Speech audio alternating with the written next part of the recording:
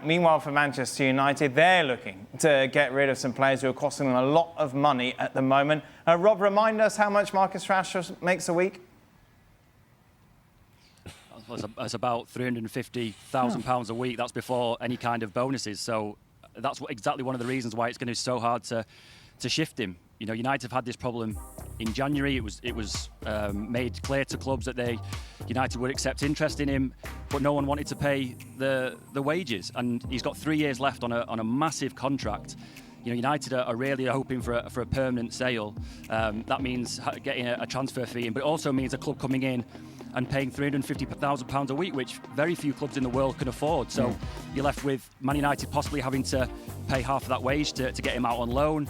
Maybe it means Marcus Rashford taking a pay cut, something that he didn't look like he wanted to do in January. You know, this could possibly be a massive issue for Man United, because they're going to return to pre-season training in the first week of July.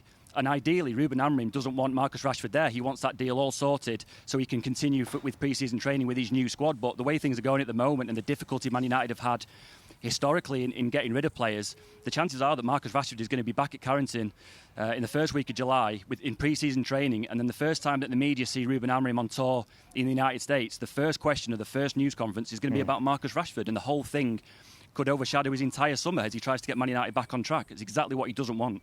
That was a question I was going to ask you, Rob. I mean, if they don't get him out, is there any chance of a reconciliation, or does Rashford come in, and bearing in mind Ruben Amorim's words last season, does he just basically jettison him to the side, or is there any chance he will try and involve him around the first team squad? Or will Rashford drive the bus, really, you know, kind of deflate all the tension? I mean, and that is the big question. I mean, the way that Ruben Amorim handled Marcus Rashford last season suggests that he doesn't want him in the squad. I think that was pretty clear with the way that United treated his situation. Marcus Rashford thinks that as long as Ruben Amorim is manager, he's not going to get an opportunity. But that said, you know, you can't just leave a player of Rashford's ability and quality on a beach somewhere while you're doing pre-season training. And we saw last summer when Erik ten Hag made the decision to bring back Jadon Sancho. I mean, that situation looked irreparable last summer, and all of a sudden Jadon Sancho is on the plane to America for the pre-season tour. Now, I know that ended with Jadon Sancho leaving on loan to Chelsea on deadline day, but it always shows that there is a way back. And I think in terms of what Marcus Rashford wants to do, he clearly wants to go to Barcelona. Whether Barcelona have got the finances to do that is another question entirely.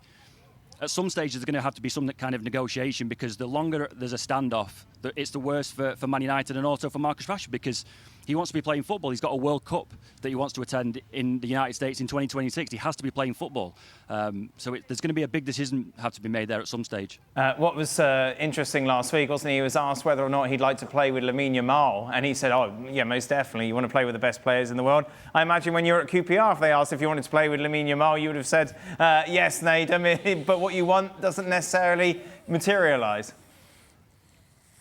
Yeah, I think Lamine Yamal's probably a bit too young at that point to be playing football, but we'll move on from that anyway, Dan. But yeah, I think in regards to that, yeah, it feels like it's an innocent question, but in reality, you know there's going to be a story off the back of it. And yes, it'd be great to play for Barcelona, fantastic. Lamine Yamal feeding you and so on. It would be so good. But in reality, as Rob's addressed and as we've addressed there, you know, there are certain financial issues that could, you know, greatly affect that, because Barcelona don't give me this sense of being a club that has tons of money to throw at players anymore. So yeah, that is a bit tricky. But yeah, if that's something that could happen somehow, then yeah, more power to him. But I'm just of the thinking as well, going into this next season, Rashford will be there to start the season, it looks like. But I don't know if this can be repaired as such, because there were points last season, I believe it was, where for Amorim, he was not picking Rashford regardless of whatever the money is. And I think historically, most clubs tend to be in a position where the people that earn the most money are almost forced upon a manager, because why would you spend all this money and not play him? Amorim seems to have the control of that. And if he comes back and say the window closes and Rashford's still there, listen, he's not going to be playing, is he? Because he once said he's not good enough. And I don't think anything's going to have changed between the two of them coming into the next season. Rob, was there any attempt from Aston Villa to do some sort of cut price deal here at all, or were they just happy to send him back? I mean, it appears to us like they were happy to send it back. The price was known to Aston Villa, that they had a buy option of £40 million, but it came out with Aston Villa towards the end of last season that they had no intention of triggering that option. I'm not sure that was a huge disappointment for Marcus Rashford. I think he went to Aston Villa thinking this was a chance to play games and to get his career back on track. I think that he's got higher ambitions possibly than Aston Villa. We've spoken there about the likes of Barcelona. There's been interest from Bayern Munich and a little bit of interest from Juventus. He wants to be playing in the Champions League. His representatives have made that known, that he wants to be playing in the Champions League because he feels that's his level. Now, it's one thing wanting that. It's another thing having a club coming in and paying the money. At the moment, no one's been able to do that, and there's been no firm offer to Man United. Until that happens, ultimately, Marcus Rashford is in limbo. Tell me about Antony, Rob. Well, that's an easier deal to do. He's on a lower weekly wage than Marcus Rashford. He obviously had a very, very successful loan spell at Real Betis. Real Betis want to keep him. The issue with Antony is the fee that he came to Man United for. You know, he came in for the best part of 100 million euros, and there's just absolutely no chance that United are going to recoup any of that. The possibility is that Man United might have to sanction another season-long loan deal, pay part of Antony's wages to get him off the books and kick the issue down the line for a year and maybe address it again in the summer, next summer, sorry. That's obviously not what they want to do. They want to have clubs coming in, paying a fee, which is going to boost their transfer budget for this summer. But you know, they've got a lot of issues like this. Rashford is one, Antony's another, Sancho is also back. They don't want Alejandro Garnacho, but at the moment, all four are preparing to come back to training at Man United for the start of pre-season training at the start of July. And really, United need to start shifting some of these players out. A, because they need the money in to be able to buy more players and bring them in. And B, just to avoid an awkward situation for Ruben Amorim, because this is all about a fresh start for Ruben Amorim, and he doesn't want to be addressing these questions about Garnacho, Antony, Rashford and Sancho. He wants to move on and start preparing his team for the Premier League season. I just think this is going to turn out to be a very, very awkward situation for Man United and Ruben Amorim if it's not handled in the right way. What about across the city and Jack Grealish, Rob? Again, you know, a very difficult deal for Man City to do. He's on a lucrative contract. He's got 2 years left. The fact that he's not here in the US with City for the Club World Cup says everything about his standing with Pep Guardiola. You know, Pep Guardiola is here talking about this is my squad, this is going to be my squad going forward, and clearly Jack Grealish isn't part of that. Now, it depends on who comes in for him. He's on the best part of £300,000 a week. City paid £100 million for him not so long ago. Is any club in the Premier League going to come in and pay that kind of money for Jack Grealish, as good and as talented as he is? No. The City are already facing up to the prospect of maybe towards the end of the transfer window, a club coming in and offering to take him on loan for a year. You know, that helps City out in the short term, but Jack Grealish would then be back in a year's time and the issue would stay there. So all of these issues, whether it's Rashford at Man United or Grealish at City, they're awkward. And City United are fantastic payers. That's one of the ways that they attract the best players in the world to their football clubs. But when these deals go south and they're trying to get rid of these players, whether it's Rashford or Grealish, it's always a problem because they are two of the only clubs in the world who can pay this type of wages. No one else really in the Premier League can do it. Aside from Real Madrid and Barcelona, possibly, no one in Europe can do it. It's a really, really tough situation for these clubs because financially it just doesn't work for other clubs in the Premier League. Nedum, if you could parachute Jack Grealish into any side in the world, where would it be to see him back to his best? I think that's a good question. I think for general positivity and so on, I think probably just seeing back at Villa. I think seeing a Villa side who are more progressive now, who are in Europe again, you know, pushing for Champions League places and so on.